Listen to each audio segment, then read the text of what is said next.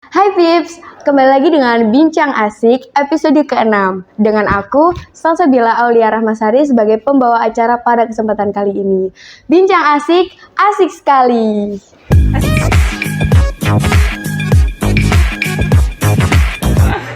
Nah, pada kesempatan kali ini, pada podcast kali ini kita mengusung tema yaitu perubahan prosedur masuk perguruan tinggi negeri. Nah, pasti kalian udah bertanya-tanya nih, siapa sih bintang tamu untuk podcast pada kali ini? Nah, pastinya bintang tamunya nggak kaleng-kaleng nih teman-teman. Nah, jadi tanpa basa-basi lagi, mari kita panggil bintang tamu kita yaitu Bu Febri selaku guru bimbingan konseling di SMA Negeri 1 Suko. Untuk Bu Febri dipersilahkan masuk. Halo, assalamualaikum. Waalaikumsalam warahmatullahi wabarakatuh. Ya, Dengan Bu Febri ya, Bu. ya benar sekali. Bu Febri ini ngomong-ngomong sudah menjadi guru bimbingan konseling di SMA Negeri 1 Suko berapa lama ya, Bu? Baik, terima kasih. Saya mulai tahun 2009, saya masuk di SMA Suko, berarti kalau sampai sekarang insya Allah sudah 14 tahun. Wah, sudah lama ya, teman-teman. Cukup lama. Berarti sudah banyak pengalaman nih selama menjadi guru di SMA Suko. Pasti sudah mengalami banyak sepak terjang juga ya, Bu. Alhamdulillah ya, pastinya banyak sekali cerita-cerita ya, lika-likunya. Oh iya, menarik sekali nih teman-teman. Nah, untuk kesempatan kali ini Bu Febri sudah berkenan ya untuk kita tanya-tanya ini teman-teman. Kalian pasti udah penasaran, kita mau tanya aja. Siap. Tanya apa aja. Oke, jadi masuk ke pertanyaan pertama. Untuk tahun ini ada berapa sih Bu jalur masuk ke universitas? Atau bahasanya PTN. PTN, oke. Terima kasih untuk yang pertama. Jadi masih sama seperti tahun sebelumnya ya. Jadi untuk jalur masuk di perguruan tinggi itu tetap ada 3 yang secara nasional ya. Iya. Jadi yang pertama adalah ada SNBP, Seleksi Nasional Berbasis Prestasi. Yang kedua adalah SNBT, Seleksi Nasional berbasis tes, ya. Dan yang terakhir adalah mandiri. Tetap sama ya, Tetap sama. Itu secara nasional. Tetapi kalau secara khusus, masing-masing perguruan tinggi itu juga akan mengadakan seleksi sendiri. Iya. Jadi misalnya jalur mandiri, jalur-jalur prestasi yang lain. Contohnya seperti misalnya UI. Di situ ada, kalau mandirinya istilahnya ada SIMA UI. Iya. Terus kalau untuk yang peringkat paralel secara umum itu ada namanya PPKB ya. PPKB. S1 PPKB itu dilihat dari prestasi secara paralel. Ah. Jadi masih banyak lagi sebenarnya jalur-jalur, cuman yang secara nasional tetap sama ada 3. Tetap diketahuinya ada 3 ya, Bu. Betul. Baik, Bu. Lanjut ke pertanyaan kedua ya, Bu ya. Apakah ada perbedaan yang signifikan sih Bu antara SNBT dan SNBP pada tahun ini dengan SBMPTN dan SNMPTN pada tahun yang lalu?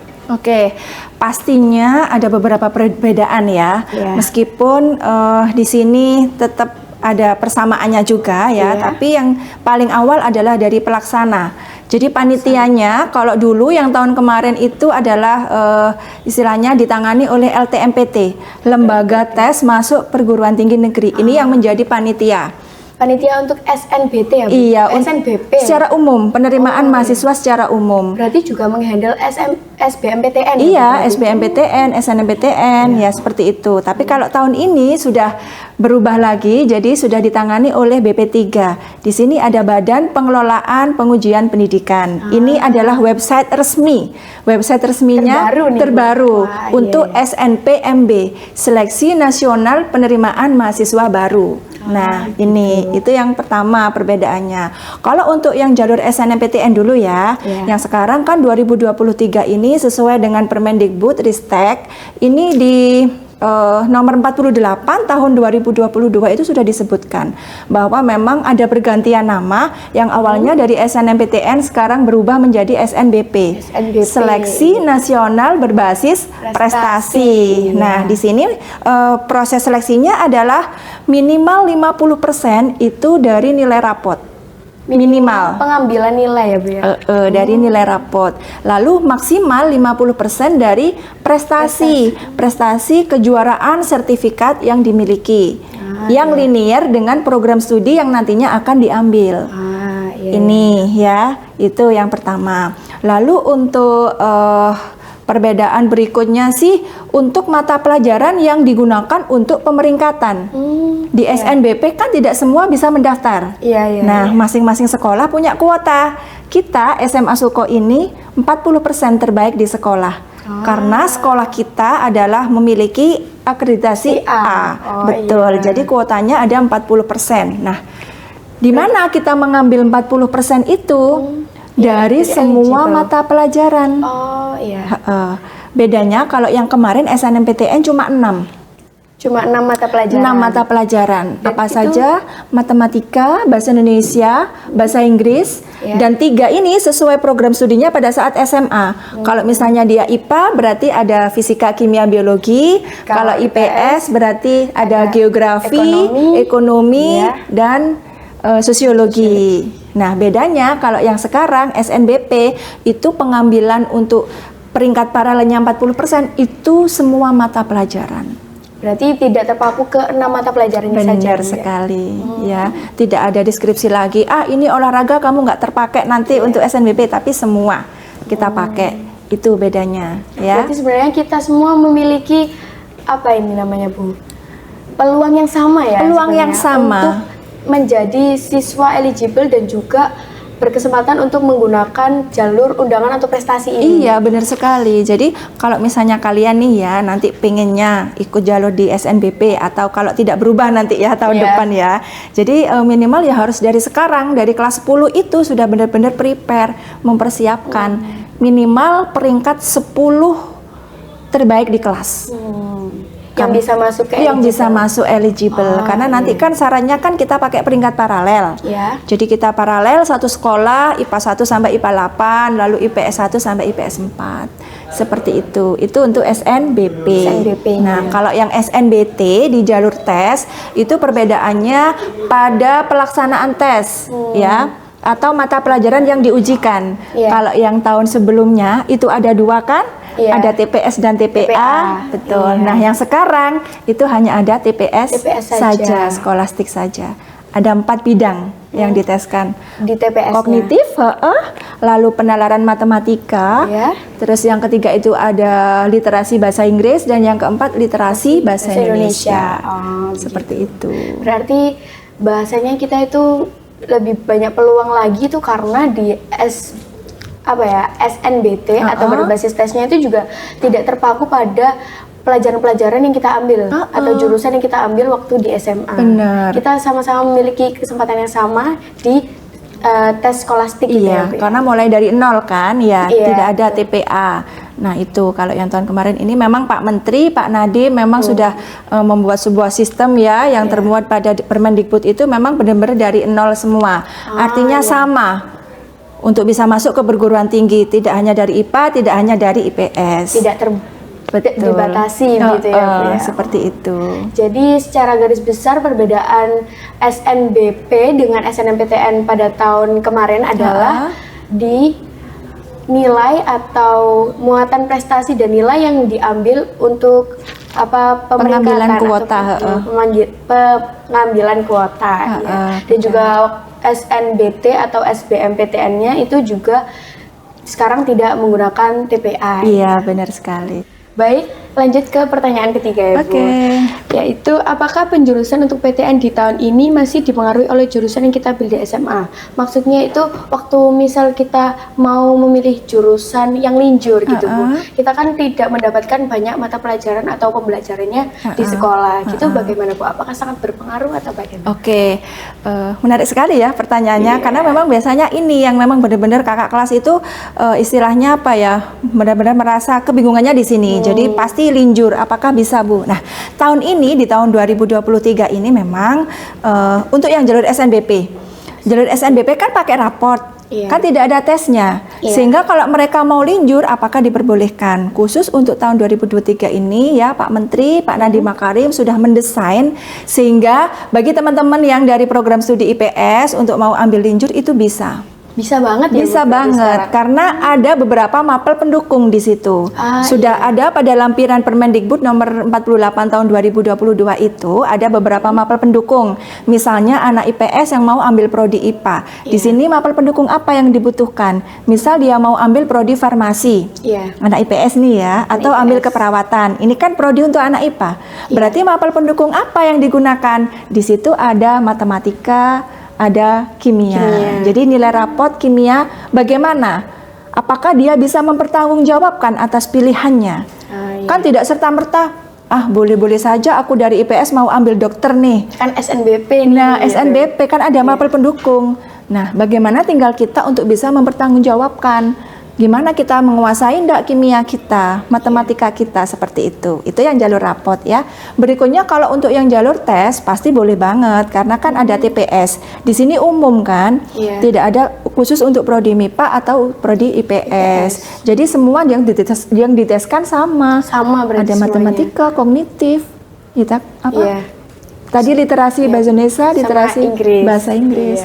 Jadi berpengaruhnya hanya pada diri kita, mampu mempertanggungjawabkan apa tidak atas pilihan yang nantinya kita ambil itu, seperti itu. Berarti teman-teman, ini kita itu tidak terbatas, misal kita ngambil IPA atau jurusan IPA di SMA itu tidak membatasi kita untuk memilih jurusan kita di kuliah nanti ya Bu ya. Benar, iya. Apalagi SNBT dan SNBP pada tahun 2023 ini tuh mempermudah kita banget.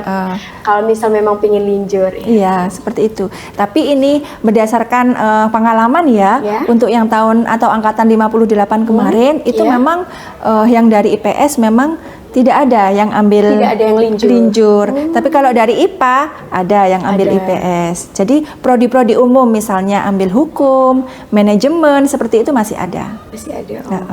Berarti dari tahun ke tahun itu rata-rata yang linjur mungkin dari IPA ya Bu ya? Betul, dari IPA. Kalau yang dari IPS belum pernah ada. Mungkin masih harus pikir-pikir lagi ya. Berpikir-pikir lagi sebelum lintas jurusan nih ke IPA ya.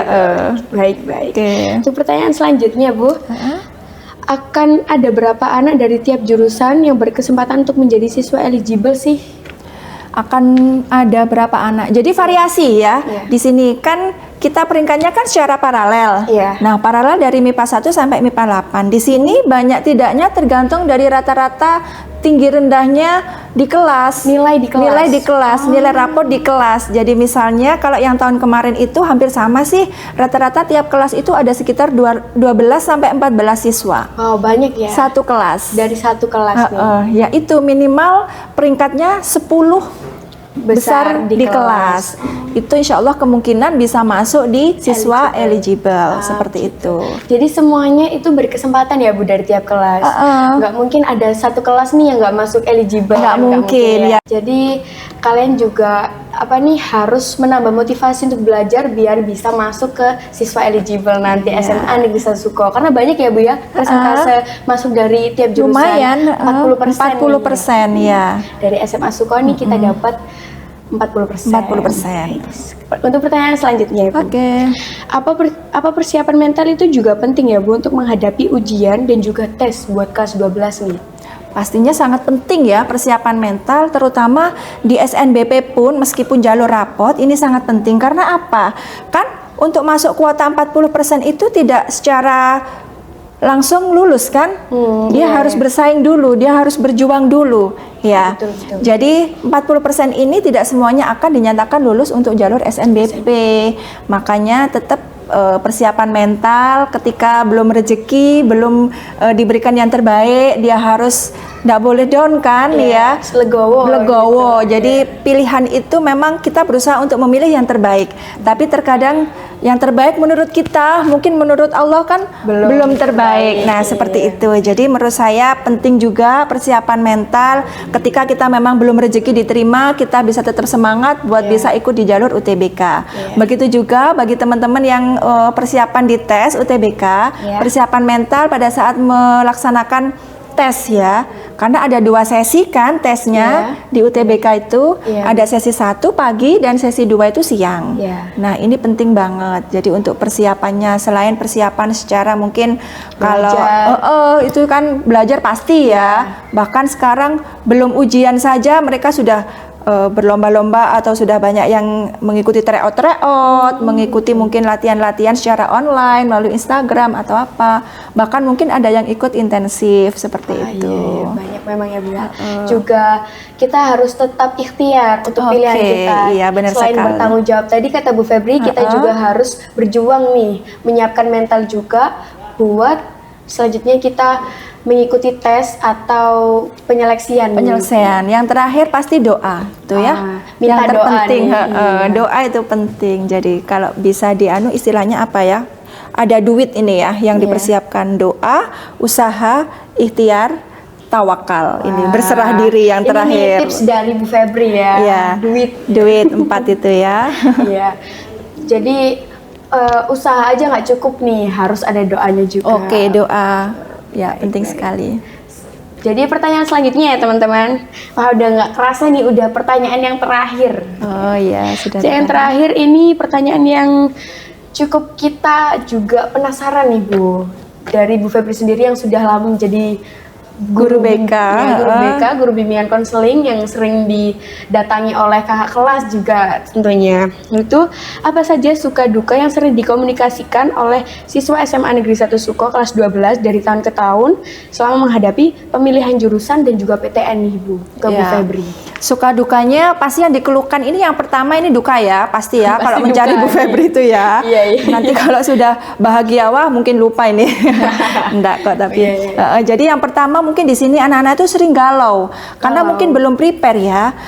Buat kalian yang sudah kelas 11 mau naik kelas ini harusnya sudah punya gambaran, sudah punya visi ke depannya, aku mau ambil apa sesuai dengan bakat minat potensi yang dimiliki. Nah, ini seringnya kalau sudah kelas 12 itu bingung mau milih apa, mau ambil prodi apa. Itu masih belum punya kayak visi misi hidup, itu belum jelas, belum tergambar. Ini yang pertama pasti galau akhirnya kan, dukanya itu. Lalu yang kedua itu dukanya mungkin di sini yang banyak dialami itu adalah perbedaan persepsi antara orang tua dan anak. Wah, kadang siapa nih yang biasanya orang tuanya nggak setuju nih kalau ini gitu. Kadang seperti itu. Ada yang menginginkan mungkin anaknya pengennya masuk di misalnya misalkan di manajemen gitu ya. Sementara orang tua pengennya kamu lebih cocoknya di misalkan hukum aja nanti seperti itu. Nah, ini kadang terjadi. Sering ya, Bu? Sering banget. Ini yang dikomunikasikan dengan Bu Febri seperti itu. Jadi ada perbedaan pendapat dengan orang tua, perbedaan persepsi. Itu ya yang kedua. Lalu yang ketiga itu biasanya adalah adanya perubahan aturan. Kayak kemarin dari 2022 yang masih kita tenang ya dengan istilah SNMPTN, SBMPTN. Nah, tiba-tiba ada kurikulum merdeka lalu berubah semua. Bahasanya kan kita sebelumnya udah tahu nanti SBM sama SNM yang harus dipersiapkan apa aja sudah tahu. Ada TPA ya kan, TPS, seperti itu TPS. Ternyata sekarang tiba-tiba berubah. Nah, ini belum tahu ya nanti tahun kalian seperti apa tahun depan. Jadi lebih baik ya sudah harus prepare dari sekarang. Memang benar-benar apapun aturannya, apapun Permendikbudnya kita sudah siap. Seperti itu. Minimal waspada rapot kita itu harus dari kelas 10 sudah prepare benar-benar. Seperti itu. Itu ya dukanya ya. Dukanya. Banyak banget ya. Ya lumayan sih. Lalu kalau sukanya itu kebanyakan sih kalau menurut ini ya informasi dari kakak-kakak alumni ya yang sudah kemarin misalnya itu karena mungkin guru BK-nya juga komunikatif kan, sering menginformasikan, kita ada grup satu angkatan sehingga mereka ya senang pastinya ya, tidak sampai ketinggalan informasi, mereka juga aktif seperti itu, sharing-sharing. Itu sih. Terus kalau mungkin udah diterima ya, udah sesuai gitu ya dengan harapannya, gitu. Pastinya ya bahagia. Baik, berarti siswa-siswa SMA Negeri 1 Suko ini masih mengkomunikasikan ya Bu, bahkan sampai saat sudah diterima di PTN yang diinginkan atau universitas yang diinginkan. Benar sekali. Jadi kami selalu komunikasi, bahkan ada grup angkatan ya kami ya. Jadi semua informasi kita share di situ, bahkan gimana caranya kita buat strategi itu anak-anak bisa banyak yang diterima itu kita dengan cara membuat bursa pilihan jurusan. Bursa pilihan jurusan. Nah, ini ya mungkin bisa diketahui nanti buat adik-adik ya. Bursa pilihan jurusan di sini adalah semua teman-teman satu angkatan itu membuat list Buat Jadi list. pilihan prodinya apa, lalu perguruan tinggi mana yang akan dituju. Di situ mereka akan tahu, oh siapa yang menjadi sainganku. Misalnya nih, ada yang mau ambil FK UNER. Baik, Nah, di situ kita batasi, kan tidak mungkin misalnya mendaftarkan tiga ini akan diterima semua, itu tidak mungkin. Jadi makanya kita beri batasan maksimal 3 program studi yang sama dalam satu perguruan tinggi negeri, seperti Dari itu. satu angkatan Dari yang satu eligible. angkatan, karena yang menjadi saingan kalian adalah teman kalian satu sekolah sendiri, Iya. tidak dengan sekolah yang lain. Berarti akan lebih susah ya Bu ya kalau dengan teman yang satu sekolah sendiri. Iya. Baik. Makanya itu kita membuat sebuah bursa bisa diketahui oleh semua satu angkatan, transparan secara terbuka seperti itu. Berarti bisa diketahui semuanya ya Bu ya nanti benar untuk sekali. strategi selanjutnya. Iya. Berarti guru-guru BK SMA Negeri 1 Suka ini mendampingi anak-anaknya sampai keterima ya Bu di universitas yang dituju. Iya. Baik. Wah keren banget nih guru-guru SMA Suka. Jadi teman-teman gak usah khawatir nih kalau misal mau konseling tentang jurusan, tentang PTN yang mau dituju, itu bisa banget ya ke Bu Febri atau guru-guru BK di SMA Suka yang lainnya. Baik. Oke. Kita sudah berada di penghujung acara nih teman-teman. Kalau misal ada yang mau ditanyakan lagi mengenai PTN atau cara masuknya atau strategi yang lainnya nih misal, atau mau minta tips juga dari Bu Febri, bisa juga kalian tulis di kolom komentar ya teman-teman. Nah sebelum itu terima kasih banyak buat teman-teman yang udah stay nih nonton podcast Bincang Asik episode ke-6. Sampai jumpa di episode selanjutnya. Nah sebelum kita menutup, gimana kalau kita jargon bareng-bareng nih, jargon baru bersama Bu Febri. Siap. Jadi nanti setelah saya ngomong bincang asik, nanti saya sama Bu Febri bilang asik sekali, begitu ya Asik Bu ya? sekali, oke. Baik. Bincang asik, asik Asik sekali. sekali. Dadah.